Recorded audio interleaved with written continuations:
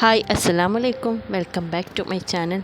ഇന്നൊരു കുഞ്ഞു ടിപ്സ് അടങ്ങിയ വീഡിയോ ആയിട്ടാണ് വന്നിരിക്കുന്നത്. അപ്പോൾ എല്ലാവർക്കും യൂസ്ഫുൾ ആവുന്ന നല്ലൊരു വീഡിയോ തന്നെയാണ്. അപ്പോൾ സ്കിപ്പ് ചെയ്യാതെ മുഴുവൻ കണ്ടു നോക്കണേ. അപ്പോൾ നമ്മൾ കിച്ചണിലൊക്കെ അധികമായി ഉപയോഗിക്കുന്നതാണ് നമ്മുടെ കിച്ചൺ സിങ്ക്. അപ്പോൾ ഇത് പെട്ടെന്ന് ക്ലീൻ ചെയ്യാനുള്ളൊരു സൊല്യൂഷനായിട്ടാണ് വന്നിരിക്കുന്നത്. ഈ ഒരു പൗഡർ മാത്രം മതി നമ്മുടെ കിച്ചൺ സിങ്കും അതേപോലെ ബാത്റൂമൊക്കെ വെട്ടിത്തിളങ്ങാൻ കേട്ടോ. അപ്പോൾ നമുക്ക് അറിയാത്തവരുണ്ടെങ്കിൽ നല്ല രീതിയിലൊരു യൂസ്ഫുൾ ആയിട്ടുള്ളൊരു വീഡിയോ തന്നെയാണ്. അപ്പോൾ ഇഷ്ടപ്പെട്ടാൽ ലൈക്ക് ചെയ്യാൻ മറക്കരുത്. അങ്ങനെ ഒരു ബൗളിൽ ഞാൻ ഈ പൗഡർ എടുത്തിട്ടുണ്ട് കേട്ടോ. ഈ പൗഡർ ഒന്ന് മിക്സ് ചെയ്ത് വിരൽ വെച്ചിട്ട് തന്നെ മിക്സ് ചെയ്തെടുത്ത് ഇരിക്കുന്നത്. ഇനി വേണമെങ്കിൽ നമ്മൾ ഒരു എന്തെങ്കിലും ബ്രഷ് വെച്ചിട്ടോ കമ്പ് വെച്ചിട്ട് എന്തെങ്കിലും ആയിട്ട് മിക്സ് ചെയ്തെടുത്താലും മതി. അപ്പോൾ ഞാൻ കയ്യിലൊരു ഗ്ലൗസ് ഇട്ട് കൊടുത്തിട്ടുണ്ട്. ഗ്ലൗസ് ഇല്ലാത്തത് കൊണ്ട് ഒരു കവർ ഇട്ട് കൊടുത്തിട്ടുണ്ട്. ഗ്ലൗസ് ഉള്ളവരൊക്കെ ഒന്ന് ഗ്ലൗസ് ഇട്ടിട്ട് ഉപയോഗിക്കുക കേട്ടോ. അപ്പോൾ ഞാനൊന്ന് നല്ലോണം ഒന്ന് സിങ്കിലൊന്ന് ജസ്റ്റ് ഒന്ന് ഉരച്ച് ഒന്ന് പൊട്ടിച്ച് കൊടുക്കുന്നുണ്ട് കേട്ടോ. നമുക്കൊരു 10-15 മിനിറ്റൊക്കെ നമുക്കൊന്ന് റെസ്റ്റ് ചെയ്യാൻ വെക്കാം. അതേപോലെ നമ്മളെ ബാത്റൂമിലെ ടോയ്ലറ്റിൽ വന്നിട്ട് നമ്മളെ ക്ലോസറ്റിൽ നല്ല രീതിയിലൊന്ന് ഒഴിച്ച് കൊടുക്കുന്നുണ്ട് കേട്ടോ. എന്നിട്ട് നല്ലോണം ഒന്ന് ഉരച്ച് കൊടുക്കുന്നുണ്ട്.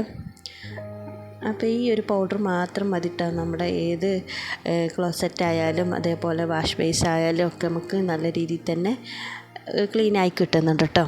അപ്പോൾ എനിക്ക് റിസൾട്ട് നല്ല രീതിയിൽ തന്നെ കിട്ടിയിട്ടുണ്ട്. അപ്പോൾ നിങ്ങളും ട്രൈ ചെയ്ത് നോക്കാൻ മറക്കരുത്.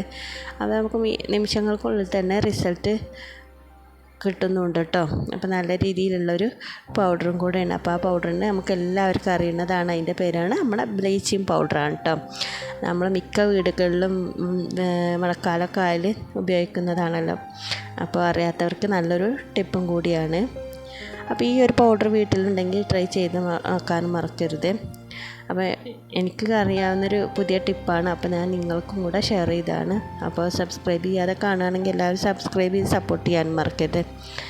പിന്നെ ഞാനൊരു സ്ക്രബ്ബറൊക്കെ എടുത്തിട്ട് നമ്മൾ നേരത്തെ തേച്ച് പിടിപ്പിച്ച് വെച്ചതായിരുന്നല്ലോ ഒരു 10-15 മിനിറ്റ്. അപ്പോൾ നല്ല രീതിയിലൊന്ന് ഉരച്ചെടുക്കുന്നുണ്ട് കേട്ടോ. അപ്പോൾ വഴുവഴുപ്പോ എണ്ണമഴക്കോ കാര്യങ്ങളോ എന്തുണ്ടെങ്കിലും തന്നെ പെട്ടെന്ന് ക്ലീനായി കിട്ടുന്നുണ്ട്. അപ്പോൾ ഈ ഒരു 10-15 മിനിറ്റ് മാത്രം മതി കേട്ടോ. നല്ല റിസൾട്ട് തന്നെയാണ് നമുക്ക് കിട്ടുന്നത്.